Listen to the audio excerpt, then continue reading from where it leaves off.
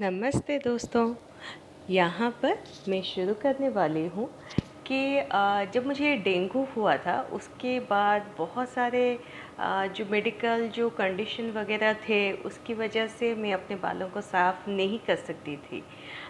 एक तो हॉस्पिटल में जब थी वो 20 दिन, और फिर उसके आने के बाद भी मैं बालों को साफ़ नहीं कर सकती थी। एक तो मुझे अगर बुखार होगा तो फिर डॉक्टर ने कहा था कि आपको कैजुअल्टी में भर्ती होना पड़ेगा। दूसरा, आपको अगर आप बाल फाल धोते हो और उससे आपको सर्दी वगैरह भी लगता है तो भी आपको कैजुअल्टी में जाना पड़ेगा। तो अब मैं बालों को साफ़ नहीं कर सकती थी, मगर जब 20 दिन में हॉस्पिटल में आईसीयू में रह के आई, और फिर उसके बाद फिर घर में जब 15-20 दिन के बाद जब मैंने बालों को साफ़ किया, उसके बाद मैंने देखा कि मैं अपने बालों पर अगर हाथ कहीं भी लगाती थी तो दर्द होता था, और छोटे छोटे लाल लाल रेड कलर के रैशेस वहाँ पर हो गए थे, बहुत छोटे छोटे दाने, जिनको जैसे ही मैं हाथ लगाती थी, जैसे तेल लगाने के लिए हो या फिर कोई भी अगर मैं हेयर मास्क लगा रही हूँ, शैम्पू करने के लिए अगर बैठती थी, अगर कोई भी मेरे बालों को साफ़ करता था तो वो हाथ लगाते ही मुझे दर्द होता था, बहुत ही दर्द होता था। जैसे ही वहाँ पर हाथ पड़ता था, जैसे आप बालों पे यहाँ पर ले रहे हो, नहीं हो रहा है, यहाँ पर है तो यहाँ पर हो रहा है, यहाँ पर है तो यहाँ पर हो रहा है, तो उस जगह को मैं कंघी से भी नहीं लगा सकती थी। कंघी की अगर मैं कोम कर रही हूँ, कंघी का जो टीथ है वो भी अगर लग जाता था तो भी मुझे दर्द होता था, जैसे कि वो छोटे छोटे रेड कलर के जो रसेस है वो फट गए हैं, और जैसे उसमें से ब्लड निकल रहे हैं, उसी तरह का फीलिंग होता था। तो कोम भी मैं आराम से लेती थी, जैसे उसके ऊपर ना लगे, या फिर हाथ से ही कर देती थी वो हिस्से को।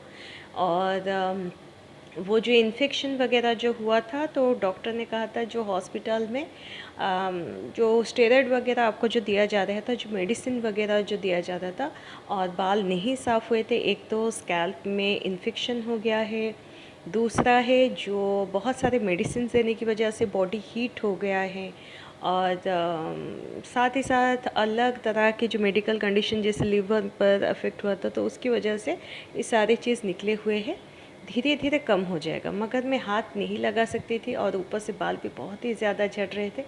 तो उसके लिए मैंने जो पैक लगाया है, ऑयल एक और एक मास्क, जिसकी वजह से मेरे वो रैशेस धीरे धीरे दर्द कम हुआ, और वो चीज़ कम हो गया, और साथ ही साथ ये इतना इफ़ेक्टिव है, आपके बालों को भी थिक भी करता है।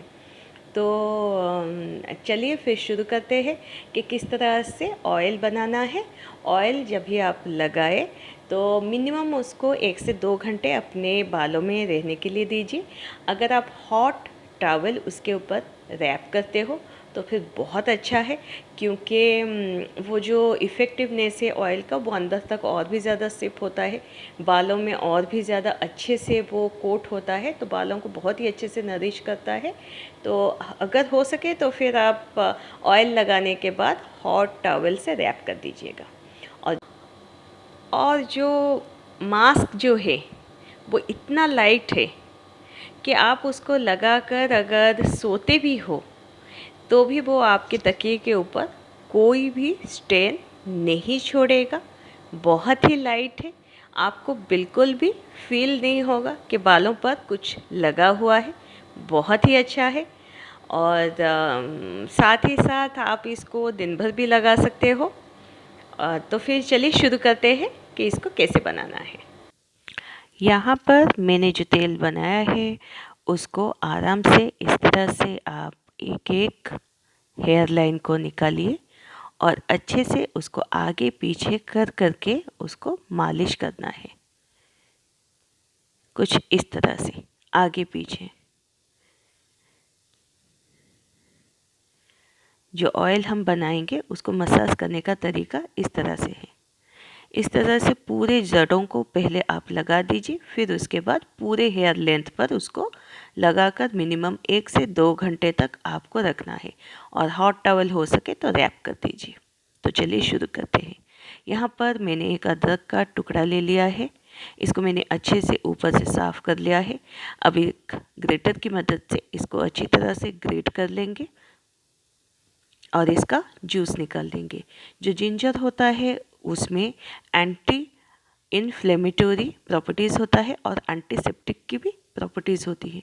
तो अगर आपको इची स्कैल्प है और डैंड्रफ है तो वो पूरी तरह से निकल जाता है। और उसके साथ साथ ही ये आपके जड़ों को, जो ब्लड सर्कुलेशन जो होता है उसका फ्लो जो होता है उसको इंक्रीज़ करता है, जो कि हेयर ग्रोथ करने में हेयर फॉलिकल को इम्प्रूव भी करता है और ग्रोथ भी करता है। तो इसीलिए ये बहुत ही अच्छा है। यहाँ पर मैंने ग्रेट कर लिया है।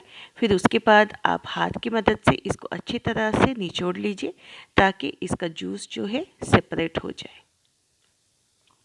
क्योंकि मेरे हेयर में बहुत सारे इन्फेक्शन, रेडनेस हो गया था और इची स्कैल्प था, तो इसीलिए मैंने यहाँ पर जिंजर जूस का इस्तेमाल किया था।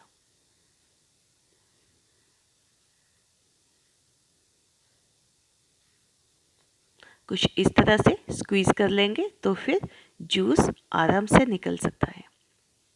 जो खुदरा हिस्सा है आप उसको किसी भी तरह से अलग तरह से इस्तेमाल कर सकते हैं। यहाँ पर मैंने पूरा जूस निकाल दिया है।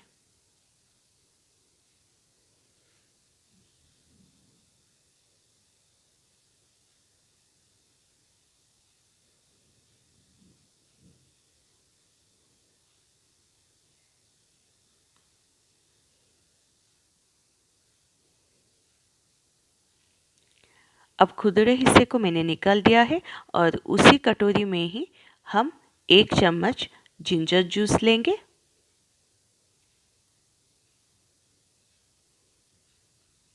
यहाँ पर मैंने आधा चम्मच एलोवेरा जेल भी लिया हुआ है।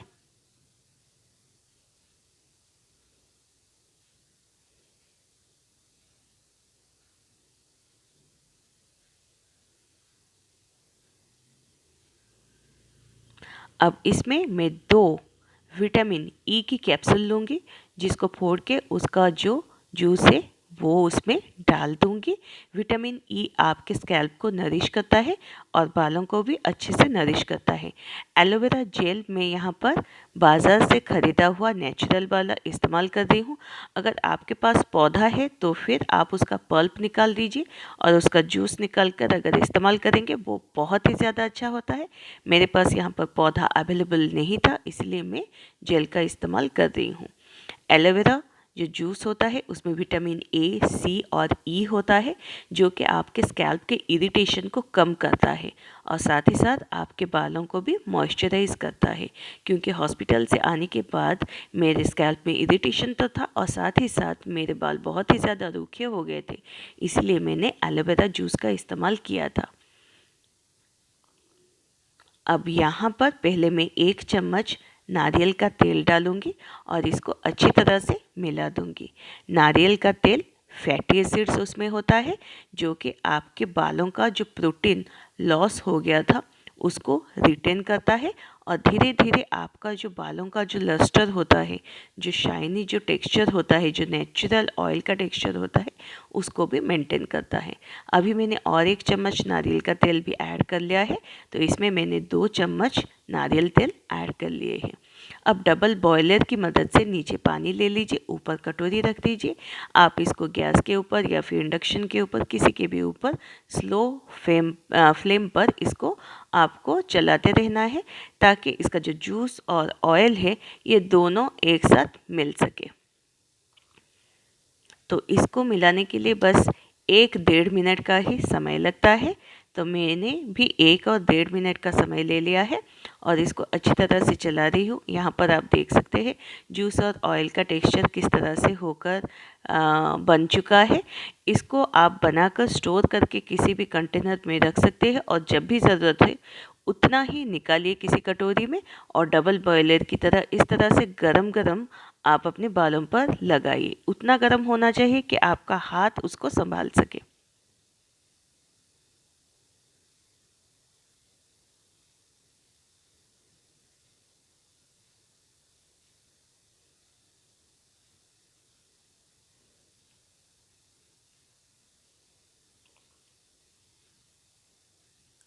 अब यहाँ पर हमारा तेल बन चुका है। अब हम इंडक्शन को ऑफ कर देंगे और इसको थोड़ा ठंडा होने देंगे। गुनगुना गर्म होने पर ही हम इसको बालों पर लगाएंगे। अब यहाँ पर ये मेरा मास्क है। अब इसको कैसे बनाना है इसको भी देख लेते हैं। बनाने से पहले यहाँ पर किस तरह से लगाना है मैं आपको दिखा रही हूँ।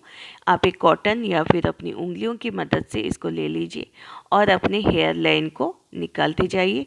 इसको सिर्फ आप रूट पर ही लगाइए। इसका जो चीज़ हमने जो डाल रखा है इंग्रेडिएंट्स, वो आपके हेयर लाइन के अंदर जाकर आपके हेयर फॉलिकल को इम्प्रूव करता है और ग्रोथ के लिए भी प्रमोट करता है। तो इससे आपके बाल भी बहुत अच्छे से ग्रो होता है। कुछ इस तरह से आप आगे पीछे साइड्स चारों तरफ लगाइए और सामने की तरफ जो छोटे छोटे हेयर लाइन्स है मैं वहाँ पर भी इसको घिसकर लगा दूंगी।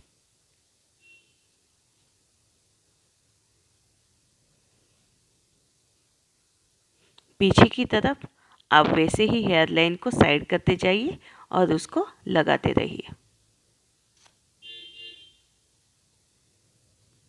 कुछ इस तरह से। अब चलिए बनाना शुरू करते हैं कि इसको कैसे बनाना है। जब भी आप मास्क को लगाए तो ओवरनाइट मिनिमम उसको रखें।